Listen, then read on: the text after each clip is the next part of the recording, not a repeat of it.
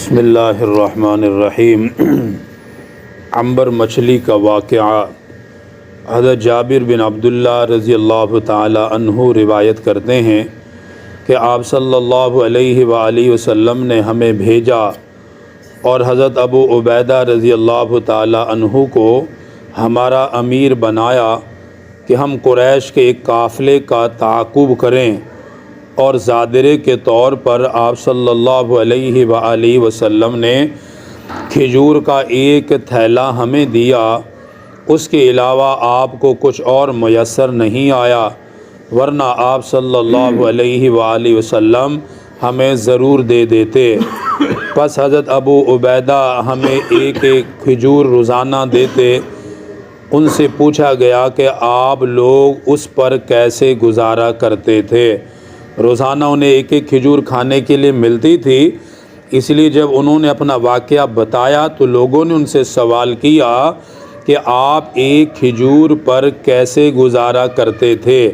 انہوں نے آگے سے جواب دیا، ہم اس ایک کھجور کو اس طرح چوستے تھے جیسے بچہ کسی چیز کو چوستا ہے، پھر اس پر ہم پانی پی لیتے تھے۔ پس ہمیں پورا دن و رات ایک کھجور ہی ملتی اور وہ ہمارے لیے کافی ہو جاتی، اور جب بھوک زیادہ لگتی تو ہم اپنی لاٹھیوں سے درختوں کے پتے جھاڑتے، پھر انہیں پانی میں تر کر کے کھا لیا کرتے تھے۔ راوی بیان کرتا ہے کہ ہم سمندر کے ساحل پر چلے تو ہمارے سامنے ساحل سمندر پر ریت کے بڑے ٹیلے کی طرح ایک بلند چیز نظر آئی۔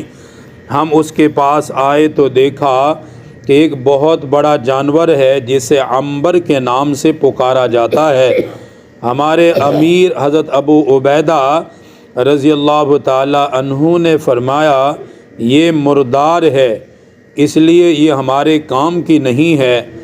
پھر فرمایا، پہلے تو یہ فرمایا کہ یہ مردار ہے، ہمارے کام کی نہیں، پھر کچھ سوچنے کے بعد فرمایا کہ نہیں، بلکہ ہم تو رسول اللہ صلی اللہ علیہ وآلہ وسلم کے قاصد ہیں اور اللہ کے راستے میں نکلے ہوئے ہیں، اور تم اضطرار کی حالت میں ہو، یعنی بھوک نے تو تمہیں ستایا ہوا ہے، پتے کھانے پر مجبور ہو، تو یہ تو اضطراری حالت ہے۔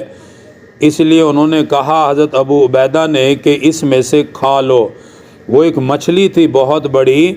راوی کہتا، پس ایک مہینے ہم نے اسی میں سے گوشت کھایا، اور اس قافلے میں ہم تقریباً 300 افراد تھے، یہاں تک کہ ہم خوب صحت مند ہو گئے، اور ہمارا یہ حال تھا کہ ہم اس جانور کی آنکھ کے گڑھے سے تیل کے گھڑے کی طرح کچھ نکالتے تھے، اور اس سے بیل کی مثل یا بیل کے بقدر گوشت کے ٹکڑے کاٹتے تھے۔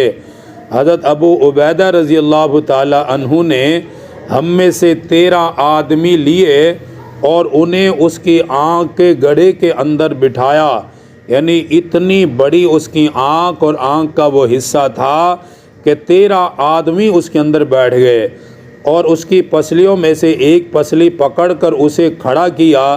پھر ہمارے پاس موجود جو سب سے بڑا اونٹ تھا اس پر کجاوا رکھا اور اس کے نیچے سے اس کو گزار دیا، وہ پسلی کے نیچے سے آرام سے گزر گیا۔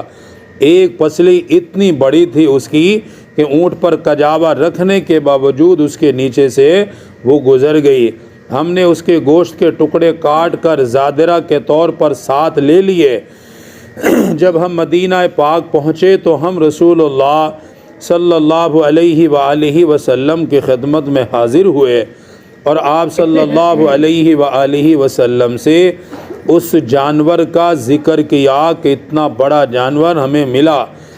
تو آپ صلی اللہ علیہ وآلہ وسلم نے ارشاد فرمایا، وہ رزق تھا جسے اللہ نے تمہارے لیے نکالا تھا، کیا تمہارے پاس اس کے گوشت میں سے کچھ باقی ہے؟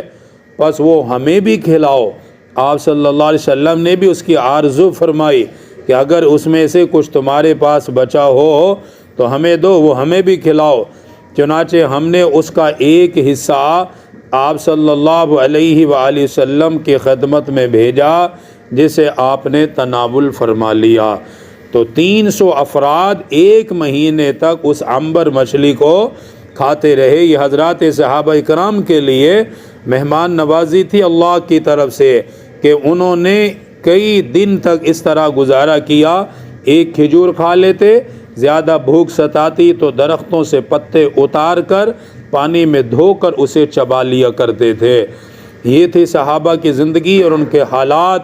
یہ جو ایمان، یہ دین جو ہم تک پہنچا ہے، اس پر صحابہ کرام نے اتنی محنت فرمائی ہے کہ وہ لشکر جب نکلتے تھے دین کے لیے، ان کے پاس کھانے کے لیے بھی کچھ نہیں ہوتا تھا۔ اللہ تعالیٰ دین کی ہمیں صحیح سمجھ نصیب فرمائے۔ الحمدللہ رب العالمین، والصلاة والسلام علی سید الانبیاء والمرسلین۔ ربنا آتنا فی الدنیا حسنہ وفی الآخرۃ حسنہ وقنا عذاب النار۔ وصلی اللہ تعالی علی رسول خیر خلقہ محمد۔